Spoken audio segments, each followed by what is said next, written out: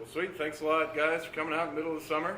I've been trying to talk about this little vision in my head for a while that's somehow supposed to take all of these millions of variables in education and make them appear somewhere in a nice, condensed, tasty little form. I'd said I think I can do it on Google Maps for a while, but I had never figured out how to really work with Google Maps until about a week and a half ago, at which point I completely changed what I was going to do in this talk to focus on, oh, look what I did. So that's pretty much an hour of, oh, look what I did. Get this thing running. I don't know how the colors are going to show up on this screen. I'm hoping well. Yep, all right. So all I did is I took that very same AP physics outline and I just put it onto a Google map. In the background, there's the whole world. All I did is I just... I think it's just Africa. It's 3D. Okay. Sorry. And, then you just drop like a 4 kilobyte image on top of the whole world, and it disappears. Unfortunately, as far as I can tell, the way the software works, it's still rendering the Earth in the background, so that sort of slows down the thing's ability to render my fabulous images here. But, just like with my prezzies, where you just zoom in to see more and more nested ontological content, you can zoom in right here. Presumably this would limit then how many orders of magnitude, because it will limit how close you can look at houses and all of its images. You don't have the unlimited That's zooming just that you based on the data set, I think. Well, it will only go in so far. It is largely based on the data set. It will only go in so far. But two things about that. First of all, it starts out with the ability to hold, square meter data within an image this big that covers the entire planet. You can zoom in on that. I would be surprised if I hit a complete limit, like just for what it could render, but I have found some issues with how far out you're zoomed relative to how much it curves the images that you've put in there. I'm sure I can get around that. I haven't yet. You can also turn the camera around and look at the sky and then go out into space and do the planets. And on from anywhere, one place where you are zooming in on the Earth, you're able to then switch between different maps that would fit over the Earth. I think there are so many variables that you can fit on there. So far, let's see, we're way out here. So this is the whole planet, and then I don't know, it's maybe like a 24th of the planet or so. And then keep cruising in. Say you wanted to learn something about Newtonian mechanics, no problem. Newtonian mechanics breaks into these beautiful pieces. Are any of those? So what's the advantage over your Prezi version? I mean, so could you give us a backdrop here? Because I feel like lost in space, as it were. Yeah, so far that's kind of where I'm at with it. I'm just sort of throwing things in here. So some things that you can do. What's the advantage of this versus, say, Wikipedia? Just the way that it presents the information. Let's say its scalability. I mean, Google Maps is something that's used by, I don't know. I mean, certainly Wikipedia is used by lots and lots of people. But I think Google Maps is a much larger database that's used by even more people. But Google Maps has this sort of inherent logic. It that does. Everything on the surface of the Earth is somewhere on the surface of the Earth, right? Yeah, we're above one the and Earth. only one place on the surface of the Earth, right? So Yeah. everything is addressable with a unique thing. So the question becomes, why should it be on a globe? Like an encyclopedia is also addressable, except I guess on a globe you can enter from any position. Yeah, I was mostly just interested in the fact that it allowed me to scale and zoom, that allows me to embed some rich content, that it's searchable. So it's like a Prezi on steroids. For instance, we can just drop a PhET sim in here, so if you zoomed in on physics and zoomed on in to your little mechanics there, your Newtonian mechanics, right here through the Google Earth, you can go ahead and run a nice little PhET sim. You can have students put in their answers to these questions, and they can flip through different questions, blah, blah, blah. So instead of in a Prezi where you would zoom in on a point to be like, oh, here's an assignment, you'd click on that assignment, it would take you somewhere else. What's up, Barry? Here in Google Earth, it just opens a little window right there for you. There are quite a lot of things you can do in here. As far as I can tell, and this is because it specifically used these words, anything that you can put into a nominal web toolkit, if that means anything to anybody, you can embed in the iframes on a Google map. So, let's see, what else did we have? If, say, you had a group of students who were supposed to work on a particular project that had been placed at a certain location on the map, you can have them go ahead and do some video chatting right in their Google website, or in the Google map.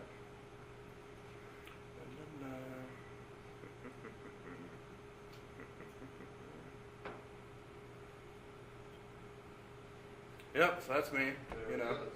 right there over some part of South Africa, just chatting away with myself. Do you want us to hold off on questions? Or Not even kind of. Hold on the way. The whole way, please. So, it sure strikes me that Google Earth as an organizing structure of a database embeds a lot of the utility that you want. It has the metaphorical structure, say a graphical user interface linked with textual pieces plugged into the web. I mean, it really does all this nicely. At the same time, it has some real downside baggage to it, like it curves everything that's graphical and is meant for something else. Is there any way to extract the good parts of this database system from the rest of it, you know? I'm really hopeful. I think if I can get something that's good enough and attractive enough and enough people care about, then I can go to Google, who's already very interested in education, and is like Yeah. releasing new technology for education, their own little new, whatever these things are called, laptops. Yeah. And like they just have all your information stored online for the most part. It comes with a bunch of free online storage. They're making plays in every direction in education, and so far I haven't heard about them trying to use this scalable, enormous database. So what would you interface. use this for? So I'm a user. Let's say I'm some student Okay. and I roll into this. What do I do? Oh, well, if you're a student and you roll into this, you can use this to find all of the book materials that you're If I assigned. don't know what I'm looking, what am I supposed to know before I start using it? You're supposed to know that you're in a course called physics, and that you'll start your course in the introduction, and that you are likely to run into assignments and other resources. Something else that Google Earth allows is time-based presentation of data. So week one, when a student shows up, they look at this thing, all they see is AP Physics, an introduction, and like a plus that they can click on or not, and all they can do is zoom in. I think it's reasonably simple. So that means. I mean, this would replace, in some sense, this has the potential to replace the so-called knowledge management systems that the university is using, whether it's C-Learn or Desire to Learn. The idea is that this is an organizational framework for students, instructors, assessments, and maybe beyond. Oh yeah. So they've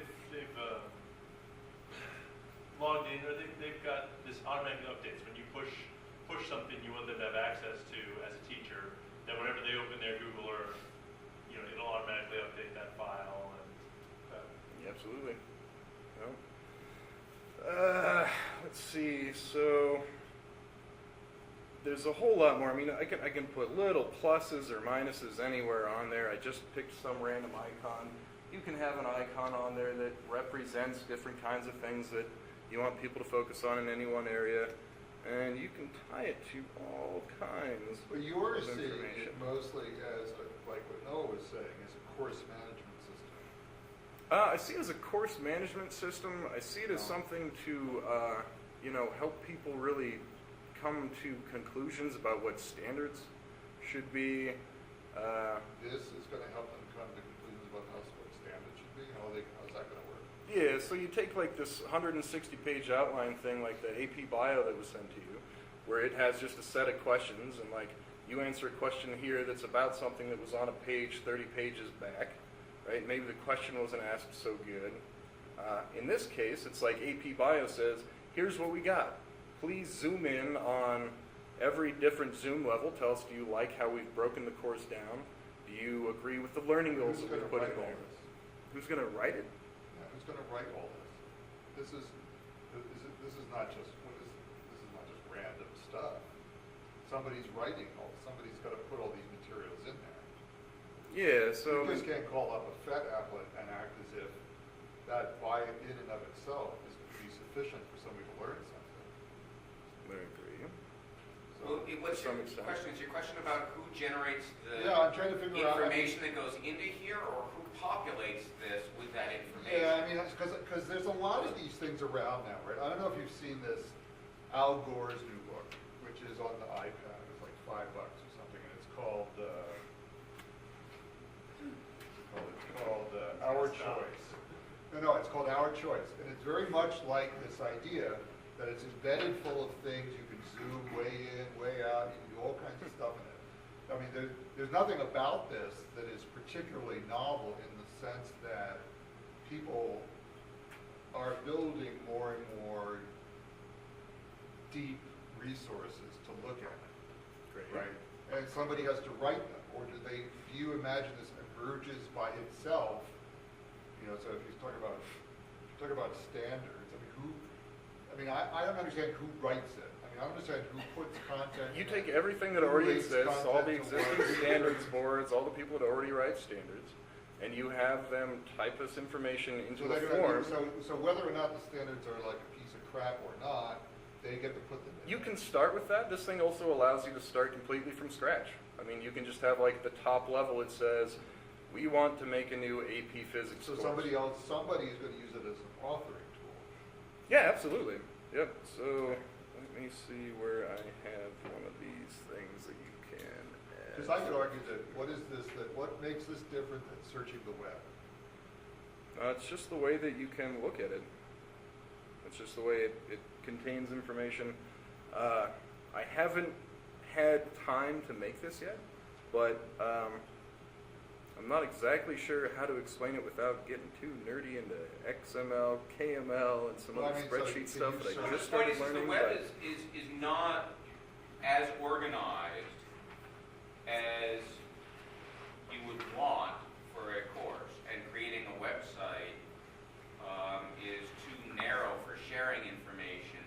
So neither is the web useful for sharing information across programs, nor is it useful necessarily for establishing education-specific pieces. So the benefit of something like this, I could see it as, is it's tailorable and modifiable for local use in my own class or my own learning, and yet it's also does so in a framework that allows you to share information across sources, potentially at the right scale, at the right time, to the right people.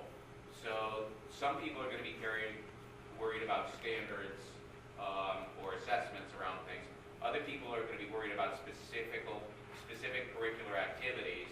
Other people may be worried about longitudinal development of students across courses along the way. And then you could imagine I guess the parallel to this that Ed keeps working on, near as I can tell it is further along than this, is in the medical records community, which is still all messed up, but this whole idea of having a set of medical records that follow with you along the right way and have access that are indexable is valuable. So you can imagine this being infrastructure that would move towards educational version of that. I think so. I definitely How do. does this follow the student? I guess I missed that. You're going to coach. Oh, how does this follow the personal student? data. Yeah, well, so I understand the medical version, now you have your medical class follow you. This follows the student, does it follow the student somehow? Yeah, so Well, let me, it doesn't yet, for sure, because nothing exists. But the point is that my suspicion is the idea is you want to build something that has the potential in order to follow students along the way. And currently what we have to follow students along the way are grades and transcripts, sort of, right? But the problem is that loses a tremendous amount of information Oh, yeah. in doing that and reducing this is not in vertical A.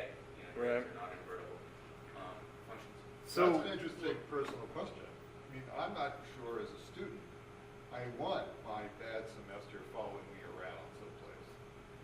well, you're going to get that with bad grades regardless, right? And, Yeah, and but I with mean, I this, can, you know, it's like, maybe, Yeah. I mean, maybe. maybe if you do bad, you're going to get bad grades, or maybe bad grades follow you. Well, What do you mean gotta, maybe? you gotta think about this problem, because the current system is sort of, you know, sort of enclosed in certain areas, right? All the student work is in one sort of bin, and then it gets dumped, basically. It gets thrown away. I think it's in a lot of different bins, and the vast Well, majority of the grades follow information you around. disappears. Standardized scores Like- may follow you around, but nothing else. Right, Okay. well, yeah, I mean, there's legal issues, legal in, issues in that associated with situation it. as well. I mean, if you talk about medical records, you want to know about the legal issues associated with medical records. The Yeah. liability associated with somebody getting your record in any way, because it could economically impact you. so something you want to take into account in these systems, but I mean, by default, I think let's play as though we're educators. I mean, and No, but one- so the question is, how does this facilitate education? right. Does it facilitate education? All right. So, Then you have to prove to, you know, before you take on some risk. I mean, the idea of medical records is, your doctor is supposed to know whether you have an allergy against this medicine, so they don't give it to you and kill you. That's why medical records are important. Oh, and you can actually, this goes back to sort of what you've been arguing for a while, Michael, which is to say, let's look more holistically at what's the nature and what's the purpose of not taking an individual class, but you taking a major or you going to college. This is something that allows you to take a holistic look at the student, or it has the potential to. And currently, we have no system that allows us to do that. Now, maybe desire to learn will move us one step further along at CU, but that's certainly still thinking 20th century framing. What is desired? It's a replacement for CU. And it's actually very nice. I spent a good chunk of last week in training sessions on the new course management system. It's got some very nice features for students being able to record, maintain, and present not simply grades, but content and work per needs of individual majors or Like a types of portfolio? needs. Yeah, portfolio tools are You built can into it. continue moving work from one semester to another and all the rest of it, although it's, So to take a step back on this, I see how this is, taking this with you, it's like taking the syllabus with you, it's taking these course resources with you. I don't see how this is taking your portfolio with you. So you're saving your own personal work on this, each student. I don't get how this is taking the student's personal items with them. as love opposed that to just- question. Thank you okay. very much. So in here, which just also happens to be an example of how you can leave comments next to an individual paragraph of any one piece of paper or any one paper. All right, you got this fabulous little plus symbol here. You click on it, so a student comes in here and they answer questions related to that paragraph. When they answer that question, their little bubble shows up, of course, in a spreadsheet. You know, that's their answers get passed to a spreadsheet. From the spreadsheet, they get passed back to Google Earth. So it shows up on the classroom page of them, right? They did this in the classroom. It shows up in the class. The teacher can see it. They can get graded. Their peers can review it. They can comment on it. And it also shows up because that spreadsheet just sends information wherever it wants to send it. So a student with a particular ID comes in here, answers this question. It goes into the course. It goes into their student achievement database. So in that way, this very same thing we've been looking at over here with the AP Physics breakdown, each one of these individual little pieces can be whatever you want it to be, right? If you're looking at this as what has a student accomplished in AP Physics, it happens to line up pretty neatly with what work they did, right? If they did work in atomic and nuclear physics, well, what's going to be added to their student achievement? Point in atomic and nuclear physics. Like, Doesn't that work have to be evaluated by somebody, or is it just stuff that you're gonna, I mean, see, I would assume that teachers would still grade the homework that students did. yeah, see, I don't assume that's true. Well, whether or not teachers are going to grade homework is independent of this system. I mean, Well, you can use any system wrong. can this faculty grade the work within this, and then can those grades be maintained within the system? So if I want to go in and pull up, not simply pull up the student work, but pull up the evaluation and the grades at the same time, can I have both? Can I look at them side by side? Absolutely. You don't want to be stuck with 4 years worth of just material at the end. Like, is this person going to graduate? Yeah. But I mean, I'm also thinking if you're talking about doing this to follow the student work, you Right. need to have some, I mean, I come along and I have a student now that's in grad school and I'm looking at their stuff and I might be looking at something that was 6 years ago or Right. something like that. You know, I know.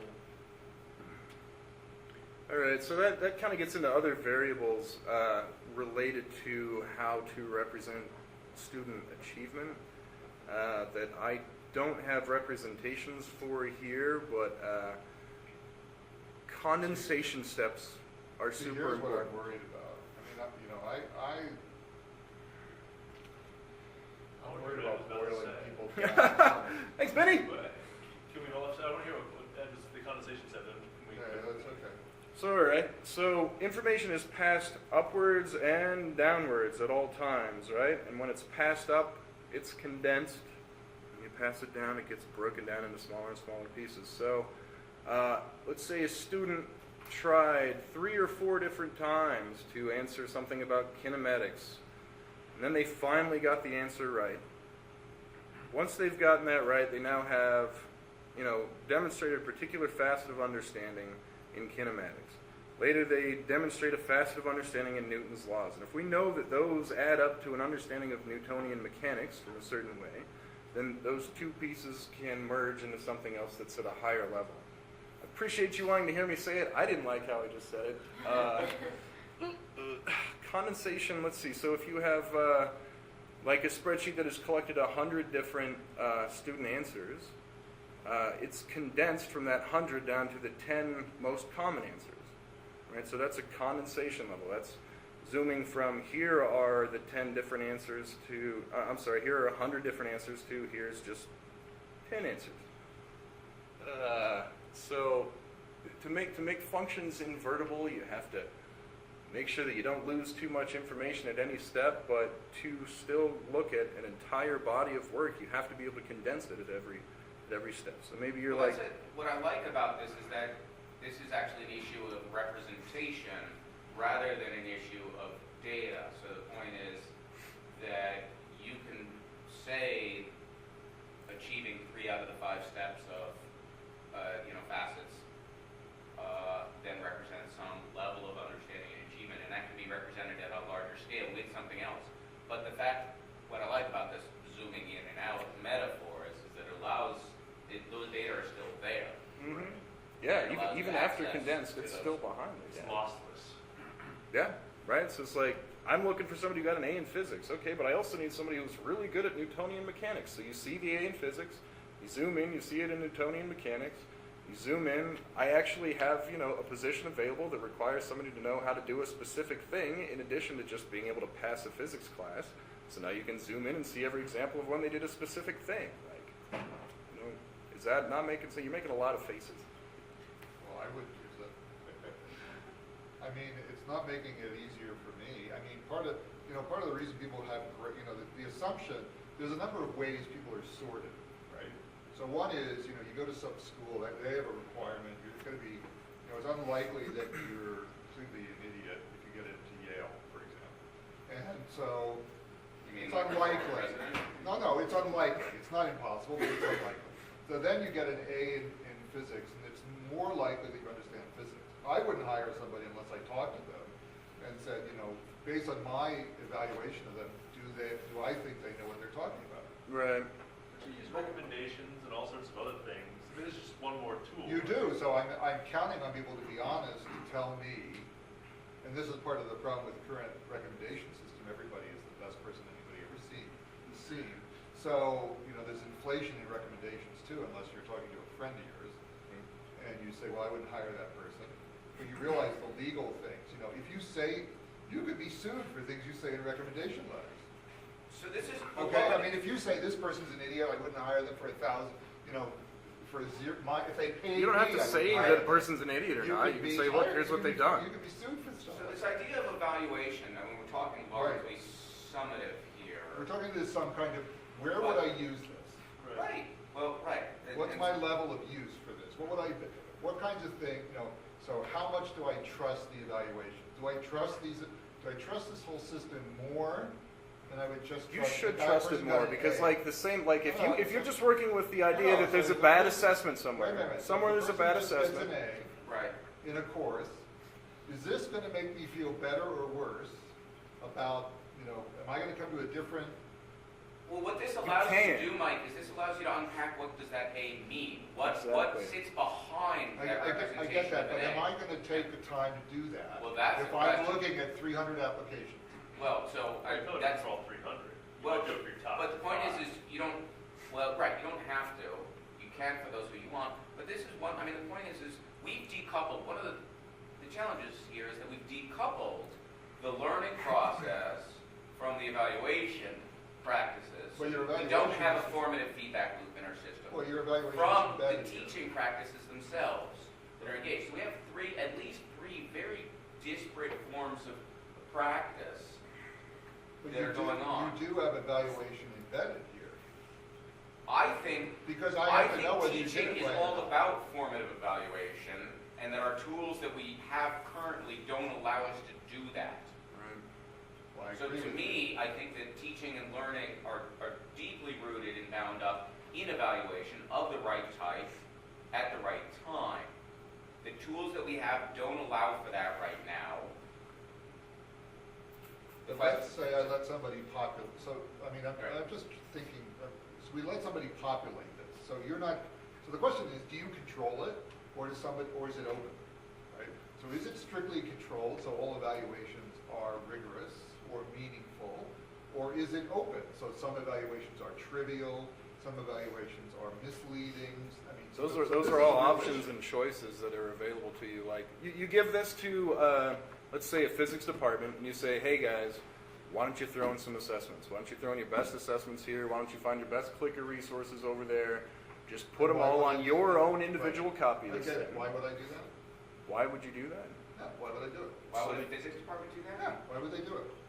Oh, because they're interested in enhancing the education of their students. Did they get something out of it? A better view of where their students are at, a better ability to communicate with their students, a better ability to prove that they have good assessments in I every like little all that, individual place. it sounds really good, but generally people don't do things unless they get some kind of immediate benefit. It looks cool. There's another potential use for this. You can imagine auditing, any class, either across universities. So if they all use it, say, well, an A at CU Boulder in Physics 101, or whatever the number system is, but versus some other school, you can actually go in and unpack and say, what does that mean to get an A here versus high school or Oh, college? I'd love That to would be see, potentially I'd love to useful. see that discussion in print. Oh, an A here is this many times better than an A there. Well, we rank all our schools already. Yeah, they're not ranked on learning. Well, but this would be a way to perhaps be more They're authentic. not ranked about on it. student Yeah. learning. Absolutely, You know. I think so.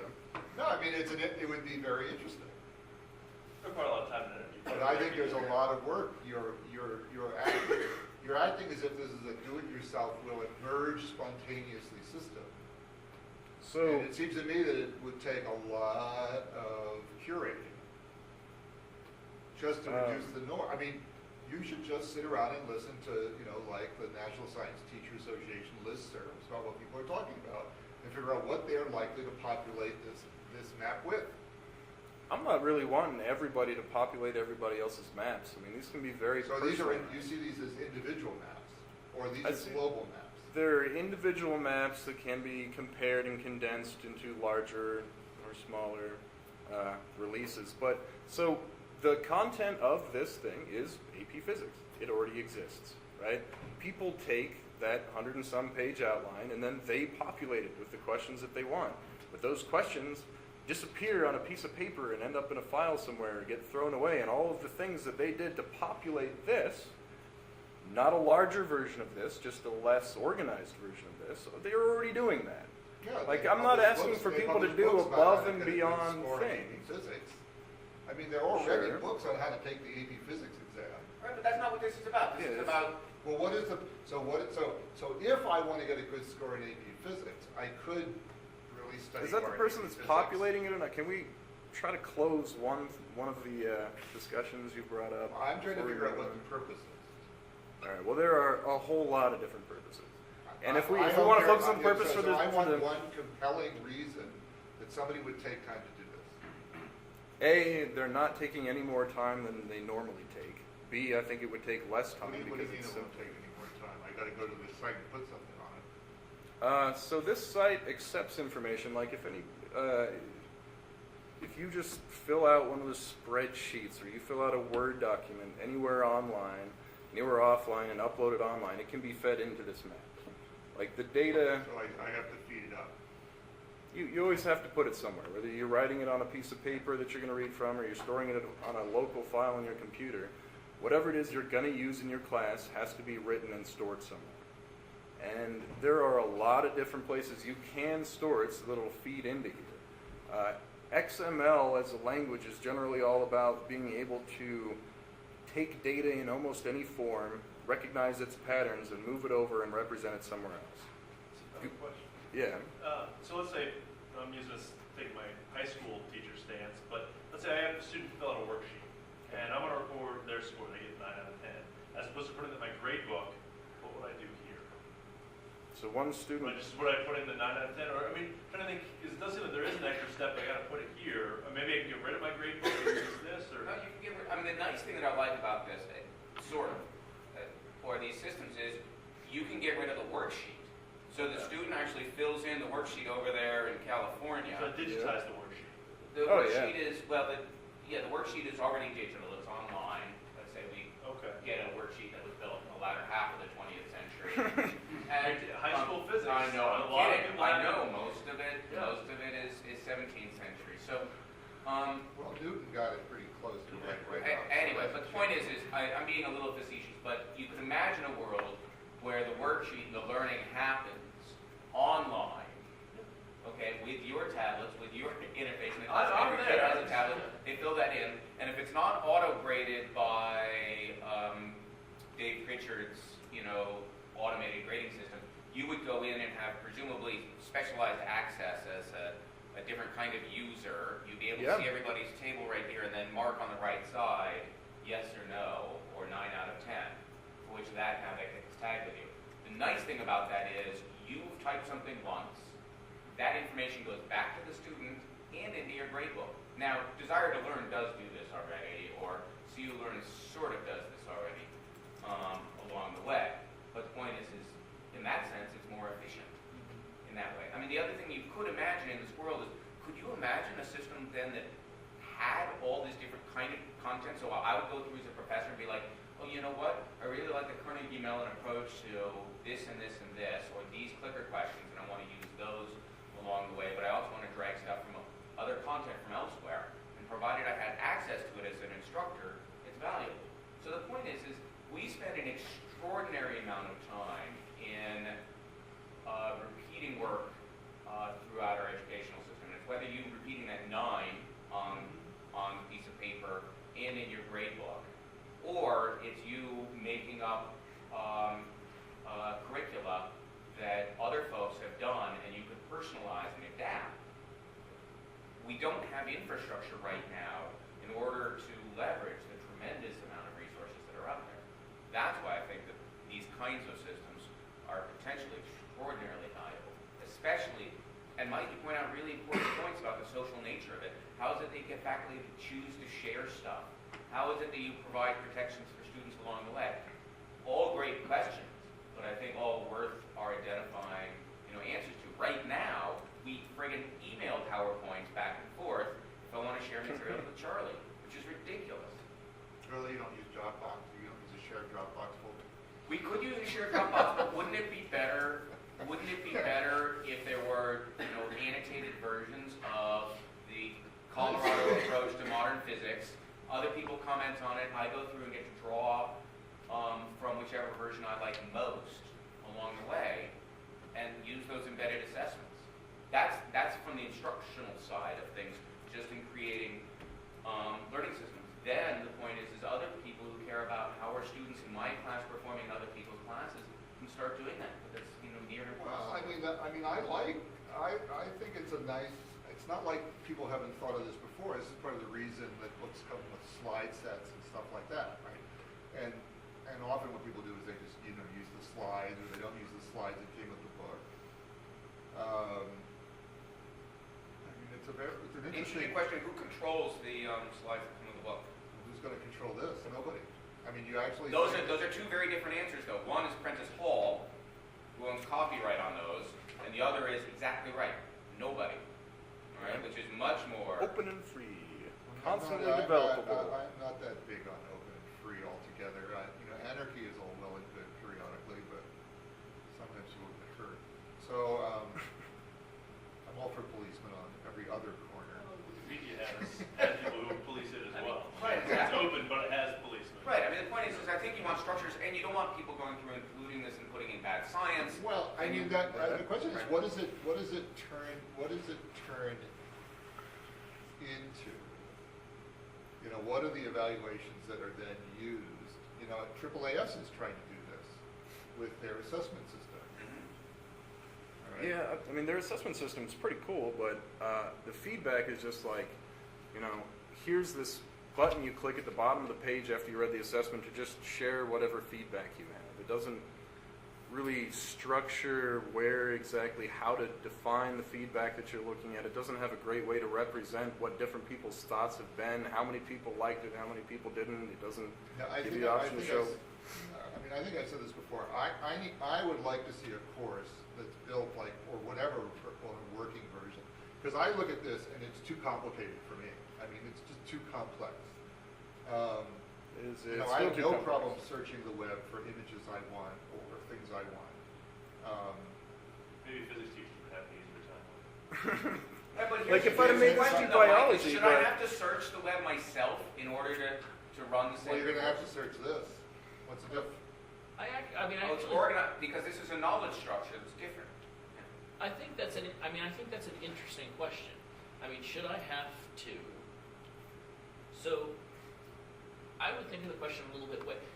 Would we rather somebody not search for the stuff that they're going to use in their course? So, if I just gave everything, here's this is what I think, is that really the best way for us to have somebody teaching something? Or is it better for somebody to go out and collect that and decide the material themselves that they want to use, how they want to use it? I mean, and another thing is, I'm looking at this and I know a bunch of the people that I work with, including grad students, would quite frankly go bananas trying to use this. I mean, I know there's very bad bananas. There is a certain level of truth. I mean, I do a lot of stuff with web and websites and all this stuff, so I'm quite comfortable with it. But I know a lot of people that even just that simple click attach drives them nuts and they can't get it to work. But if I go into waves and optics, and there are 573 different choices for me. Oh, I do my best to try to make it so that there's very few options at any one level. Well, then you're curating it. So in a way, this becomes a digital library. So the limitation Digital on libraries options have a is phenomenal history of success. yeah. Nobody uses them. Mike's being facetious. Yeah. I mean, nobody uses them, Well, I mean, Didn't. like, as far as I can tell. Who so I'm does? just teaching intro chem, Yeah. starting today, in fact. So I have materials from 3 different people in my department who have taught it, and then I get, for example, not even email, right? I have a literal memory stick with slides. So then the slides are organized by date, chapter 1, next date, chapter 1, next date, chapter 1. So what I want, because I'm stuck with the textbook that I didn't get to choose, is particular representations from the book, so that I don't have to sit with the book at the scanner, right? Right. But my organization structure is 4 things of chapter 1. So then I have to sort through and look through, So you all would of this prefer, crap. I concede that I could prefer that. I mean, I agree that there's issues with structures and who structures it, and if the people that I have stuff from organize it by chapter 1 in 8 chunks, then, it's not necessarily any better. But I can see that there could be potential for how to organize those things in a more useful way. I would also say I'm pretty sure in my department that things are not shared very effectively. So all of those 3 or 4 people have said, oh, I'll give you my exams, I'll give you my clicker questions, I'll give you my whatever. But there is no repository, no. right? So that now I have to either, take all of those things and resort them into my own personal repository,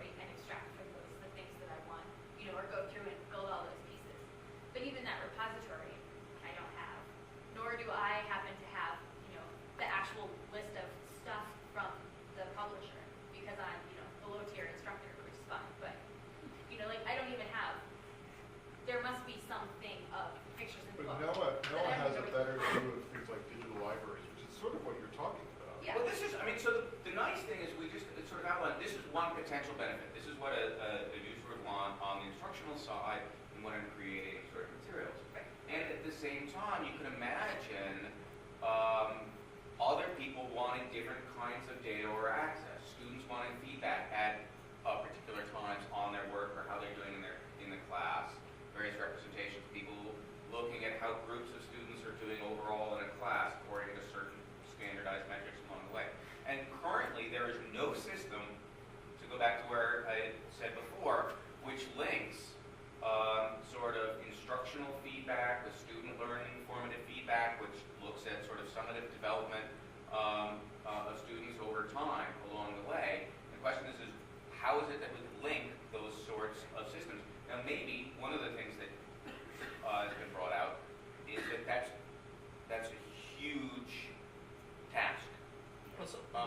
And the digital library, to be honest, is only one component of what Ed's proposing. Oh yeah. I think that's one thing that makes it hard, though, is that this kind of seems like a system to conquer them all, and I think it's a little hard to kind of conceptualize. Especially when I'm not saying it very clearly. Well, let me play the flip side, which is you could imagine populating this sort of step by step too. We're building up the capacity of a system like Absolutely. this, piece by piece.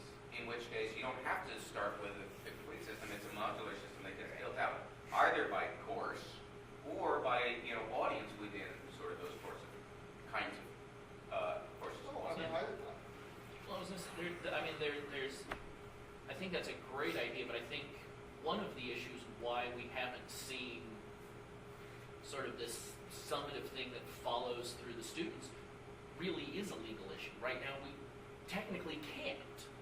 This school, we have students that come from high school. That high school cannot give us their evaluative data. They do. They give us their grades. But that's not what you're saying. You want the students' work. You want to see what they did, the quality of the work, how it was graded, what that grade means. A grade is just this little thing. And we actually request permission to get those grades as part of their application process. So before you can even start talking about can we do this long-running thing, you have to figure out how to deal with the legal issues of sharing that information. Which, I'm not necessarily saying I think it's a bad thing to create that type of evaluation, but one of the simple questions is, can you even really talk about how we're going to get it unless you have some idea of how it can be shared? Yeah, I don't know anything about the legal stuff. I'd like to hear people who've had, important interactions with digital libraries. To me, there have been a total money sink and have generated, almost nothing of value. I agree, but huge amounts of resources. how many of those are built like this? I understand it's huge. Right, but all right, so Searle I'd like to gets just $15 million, compare. You're telling me that because something is huge and gets a lot of money, it's valuable? I mean, if you were to compare the number of times people use this versus how many times they use Wikipedia, I mean, I'm sure that it's not even, a percent within Wikipedia for queries on the same topic.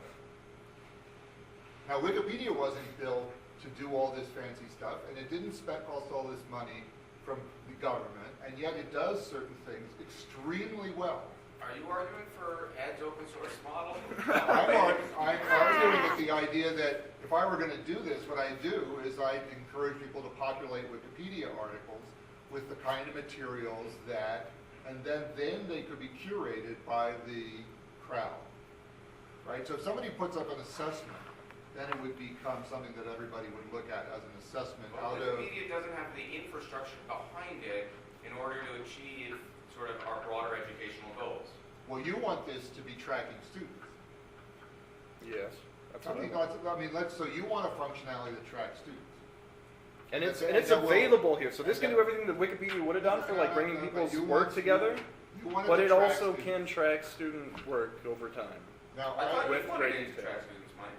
I am going to track students, but it's going to be within a particular course, right? So it's, What, you mean so like that an all AP the- physics All course? these publishers have their own courseware systems.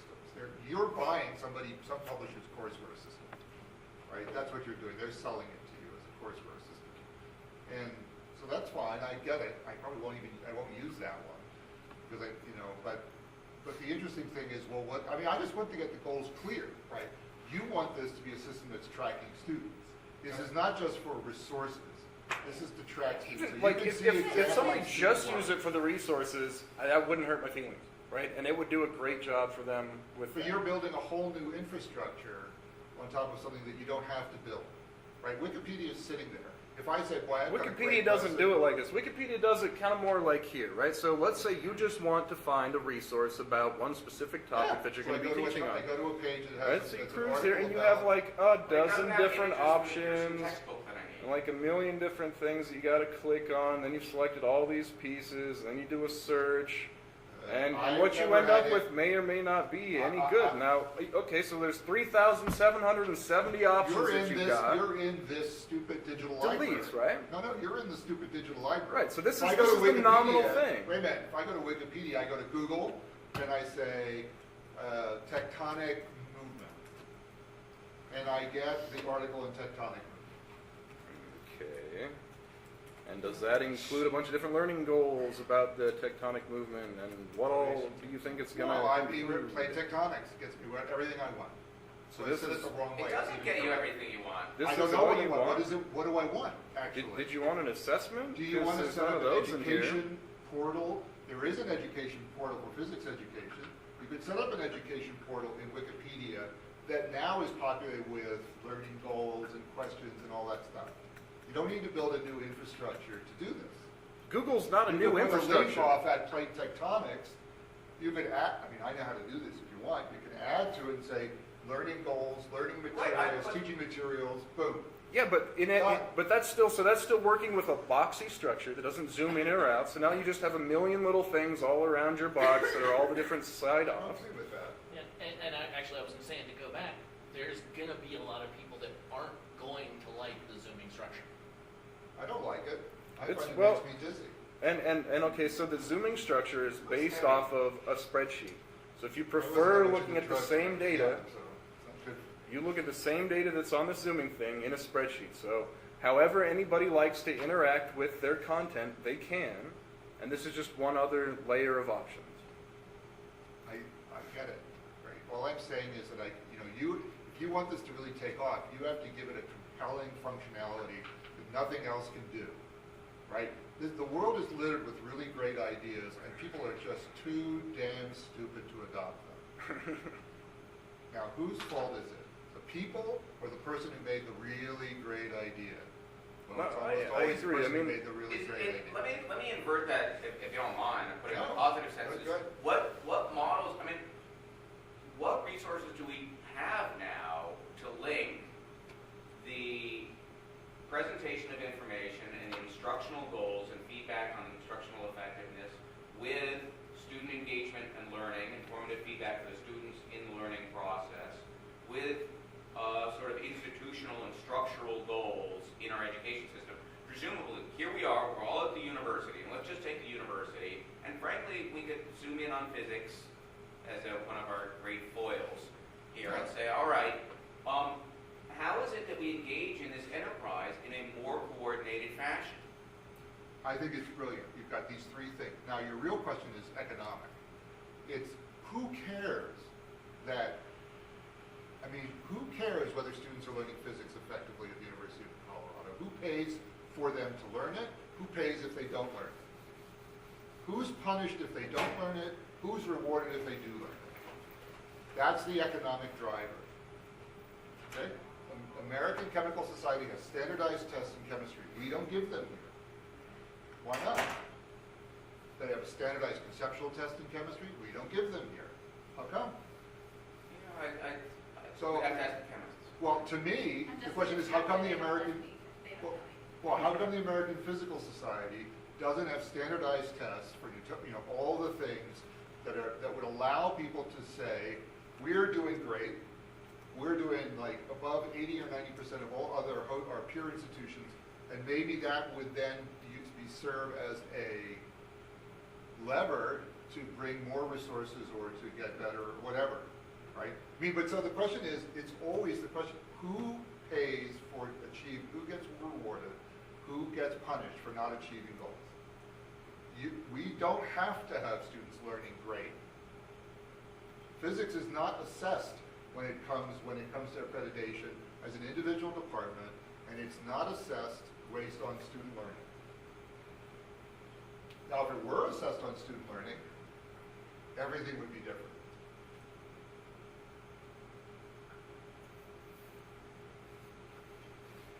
I mean, Right.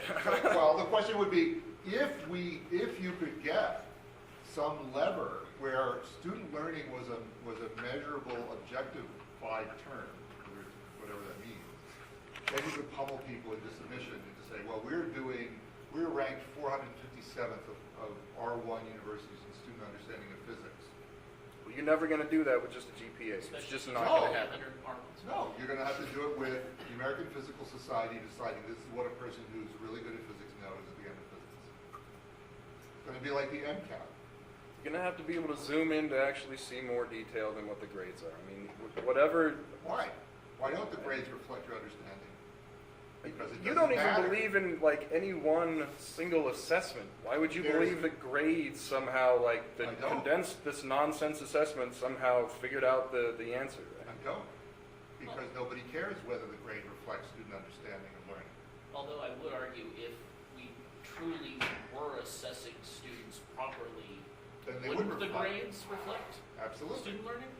But it still wouldn't tell you what exactly they learned for certain. I mean, like, Well, if you were doing, comparing if you were schools doing a against- standardized set that was the same across all these different universities, so it would have and to then have. the grades did reflect actual assessment, And they're taking specific courses in specific Then it- content areas, you would know what then they it would- do. then and it what would- they Okay, don't. but like then the grades still algorithms. force average, right? So Yeah. I can have, say, this set of things, and maybe a student does really well in Newtonian mechanics when he's in optics, but not so well in the others. So now the grade is a C or a D, even though perhaps some of these areas are actually well known. That you Yeah. can't necessarily get from the grade. and if I was going to Hire bring somebody. somebody or hire somebody into grad school, I wouldn't Well, care. if I'd I'm want somebody that looking- was maybe if I'm solid. going to teach the next class, I can look back at the distribution of how students learn So- these so things. that's and I a- can say, that- oh, well, I Exactly. really need to teach fluid mechanics. People had a good understanding of mechanics, but they didn't get core pieces of fluid mechanics. But that's slightly Yep. different than what you just said last time. You said this student. What you're saying now, if I'm going to redesign my course, would be most of my students didn't. So now I want to change the grade because obviously I'm making a mistake. You don't necessarily want to redesign a course because you had one or two students that didn't. I mean, I'm all for helping every student, do as well as they possibly can. But not every student is going to master every topic. Right, but any one student is part of the collective of It students, is. right? I mean, I wasn't speaking with exact, I guess I didn't think about it so carefully to look at singular versus plural, but I guess that's part of my idea is that in general, I think that there are ways, any one student grade is an average, and, right, every student grade is some average of the stuff, and you can look at the distributions of Right. things when it's stored this way. But- And I guess yeah. for me, to see it being teaching an intro class and knowing that my students are going on to take the next thing, it would be very cool, if not necessarily useful, but at least very cool, to be able to see in another semester, how did my students do compared to other students? Can I see the pieces that I taught them that get repeated in the next course? Can I see improvement? Can I see any sort of thing? I mean, that's all in the coolness That's a level. very interesting researcher-centric Right. view, okay? That is not an instructor-centric view, because you don't have time to pay attention to everybody going all the way through. Now, it could be valuable to say, they went through this class, they didn't understand this, I better redesign the class, because it's important that they understand this Right. before they go on. That's different, Absolutely. right? And that's But something it's that. certainly data I don't have now, right? If I teach the next class, I have a distribution of grades of people. with Perhaps some I'm a details. little too, Yeah. most people who are professors teaching do not have time. Oh, I'm young and idyllic. I Be that as it understand may, there's a certain amount of, are you being evaluated based on your research and service at the same time? I'm an instructor. Okay, so no. So the answer No. is, if you're a I don't know if I'm professor, getting evaluated at all. you've got various things you're trying to get done, Absolutely. okay? So you're trying to get that done. If you're an instructor and, your students don't like you, that's gonna make a bigger difference in your career advancement than if they learned everything. Because nobody's paying attention to whether they learned everything. I think We there can are, take there, are, there are a couple different, you're talking about measures of institutional change. Yes. Here. And so one of the levers we know is top-down in the nature of policies, but there definitely is that's got to match the grassroots, bottom-up. There are going to be lots of folks who are leading and interested. There are folks going to be on the bleeding edge of that to provide resources. And then you can make arguments and say, aha, we could evaluate teaching But effectiveness. you've done research in this area, and you're in physics ed, and this is the most engaged group. So what percentage of physics professors are using all the pedagogical insights from physics education research in the country? What fraction, I mean, let me turn the question out. What fraction of them are using some? And the answer is 90%. Okay, so. And that's, and the point is, and it's shifted institutional structure in terms of policy ways. I mean, it's a great case study. And to say, you know, I mean, we don't have to have all the answers, but it actually did start from grassroots, individual users using things, and our teaching evaluations have shifted now within the department, specifically the institutional structures and how people do You mean get FCQs? promoted. We go Or- well beyond FCQs. No, but you're so there are talking- teaching evaluations. You're talking about how people get promoted. How people get promoted in the department, how people get rated on their annual reviews. Those institutional structures have shifted in the department as a result of having new ways of thinking about it, plus new tools for documenting this. And we're making a mistake only talking about universities too, because Oh, there's yeah. far more K-12 teachers than there are university professors. And a principal might love to have the set of tools go to assess what what the students are learning in different classes. And then you don't have to worry about what is my research looking like, because those teachers don't care. They're only there to teach, and their student learning, this would be very informative for them. And there are other scenarios. Oh, no, I agree. I'm just looking, I want to have that, who wants this system be very explicit. Not you should want it. Yeah. I want to know who wants it, why they want it, what's going to keep them using it. Any district or So that's a teacher that different cares kind- I mean, about let's- what their students That's, are learning on it's an interesting question, though, but that's, very relevant to Ed's work, but very different, too. Right? I mean, he's The not... world's full of these things where people have built all this cool stuff. and they're Have you not seen using some it. this cool though? Come on, this cool. Lots of very cool stuff. I mean, I think all of these points are great. It would be great to be able to use all of them. My biggest concern with something like this is it's too big a bite. Right. You're trying to do too many things in one shot. You need to pick. I think I'm trying to describe too many of the things that it can do in one No, shot, no, but you can pick any one thing.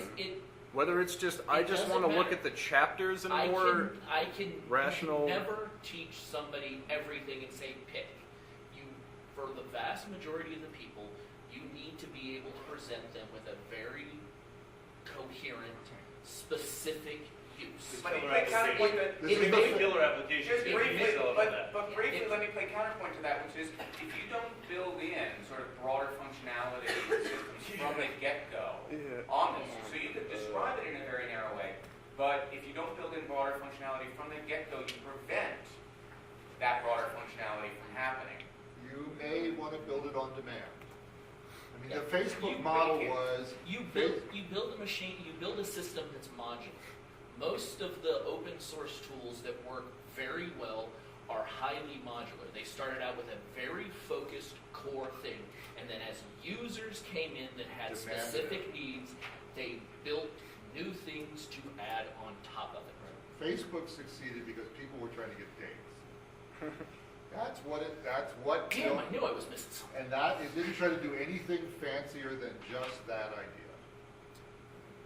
Now, the question is, you could add lots of stuff to this, but if you want to get people to start using it, so they come back to it over, this is where they go. This is where Wikipedia has been so amazing, right?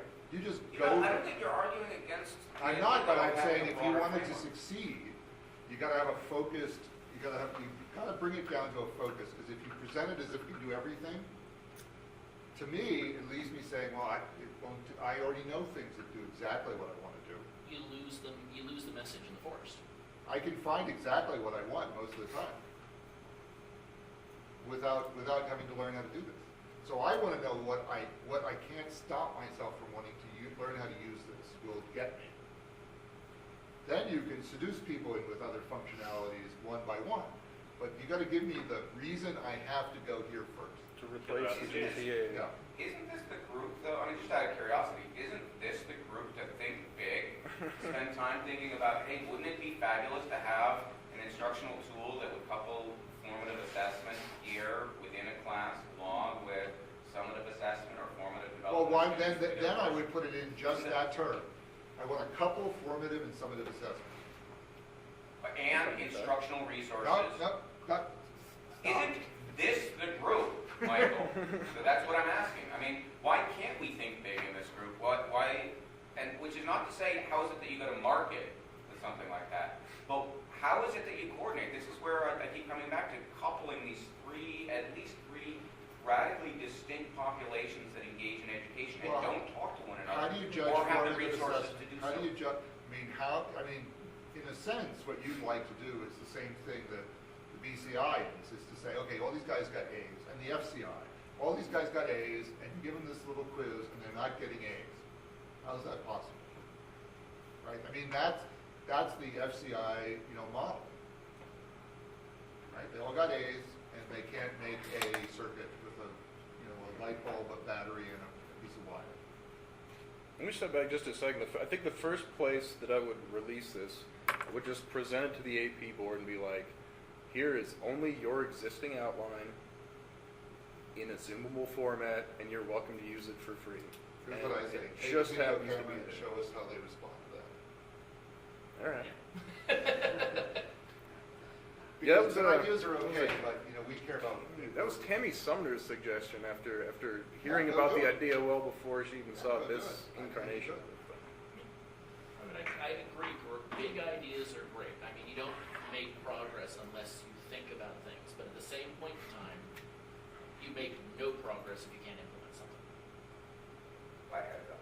Why do basic research, PJ? I mean, so this is, to me, I think these are all really interesting questions, but I think that they're separable, and I don't think you have to figure everything out at once. I think this group can spend the time figuring out what is the kind of educational system, what are the necessary components that we would want to have in an educational system, and then this whole idea of translating that into the applied side to actually populate this, as well as in the implementation side. And otherwise, you're putting huge burden on it. Why would you ever invent a BEC?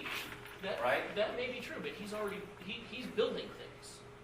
Perhaps I just don't want him to invest more time than he's going to get a recovery for. I'll give this plenty of time. I That's can cool. see it Let's being keep used big for. bang. Yeah. Thank you, guys. That was great. Appreciate you guys coming out. Thanks a whole lot.